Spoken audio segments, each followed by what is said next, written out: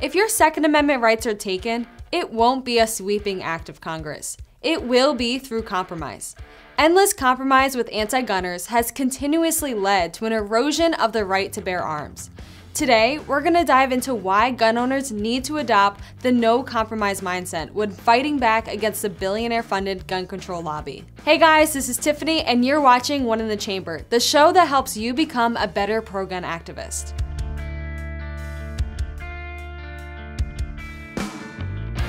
In 2022, Congress passed the Bipartisan Safer Communities Act, or BSCA, also known as the Cornyn-Murphy Compromise, named for Senators John Cornyn of Texas, a Republican, and Chris Murphy, a Democrat. The two senators sold their gun control bill as being fair to both sides. In reality, this hasn't been the case at all. The Biden administration has weaponized every aspect of the law that they can get away with, and has done nothing to implement the pro-gun side of the law, if you could even call it that. Just take the change to the Elementary and Secondary Education Act that was wrapped into the BSCA.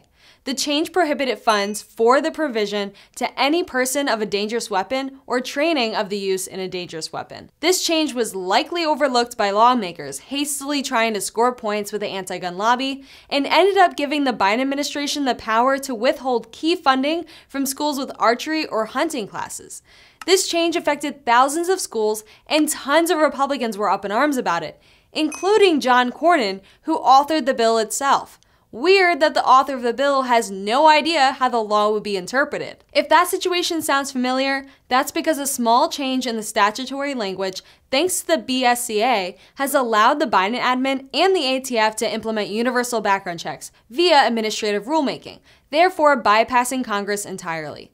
The Bipartisan Safer Communities Act made one key change to the definition of engaged in the business by removing the word livelihood. Because of this one-word change, the Biden Department of Justice published their 108-page rule mandating that anyone who sells a firearm without a license is participating in unlicensed activity and will be prosecuted as such. Okay, so what else has the Biden admin done since the passage of BSCA? Well, they've pushed the adoption of red flag laws in states because they know a national red flag law would never pass any constitutional check. The Biden admin is also busy with staffing their newly created Office of Gun Violence Prevention, a direct link for anti-gun activists to implement their policies directly from the White House. But what about those so-called pro-gun provisions in the Bipartisan Safer Communities Act? Well, it seems that the Department of Justice has been selectively enforcing the parts of the law that the Biden admin likes and has been slow-rolling the parts that they don't. Just take the provision in the BSCA that allowed licensed gun dealers to use the NICS background check system to screen their prospective employees. This would allow FFLs to check if the person they're hiring is a prohibited person.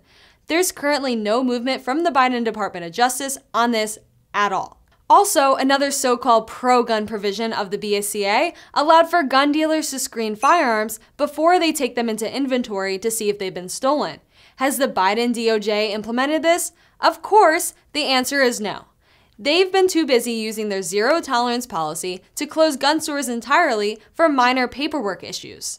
The battle over gun control is not a new one, but pro-gun activists would do well to realize that the billionaire-funded gun control lobby is not your friend. Their goal is the complete abolishment of the Second Amendment by whatever means necessary.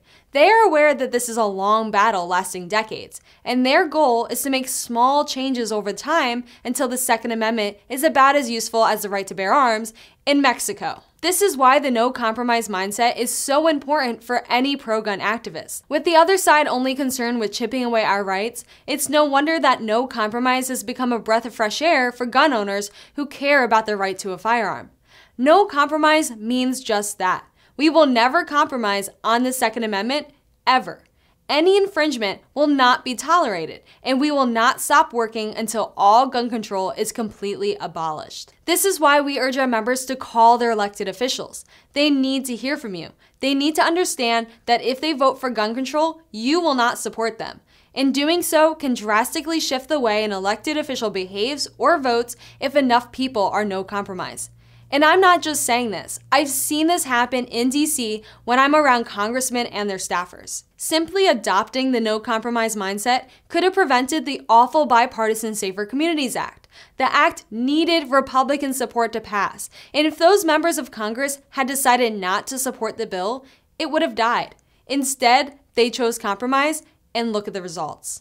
This should be a clear message to all that think that somehow the anti-gun lobby is looking for any solution other than the total and complete abolishment of the Second Amendment. GOA stands ready to defend the Second Amendment rights of our 2.5 million members. And for more information on how to get involved, visit gunowners.org. Anyways, that's it for today. Be sure to like, subscribe, and share to help us defeat YouTube's algorithm. Thank you so much for watching. I'll see you next time.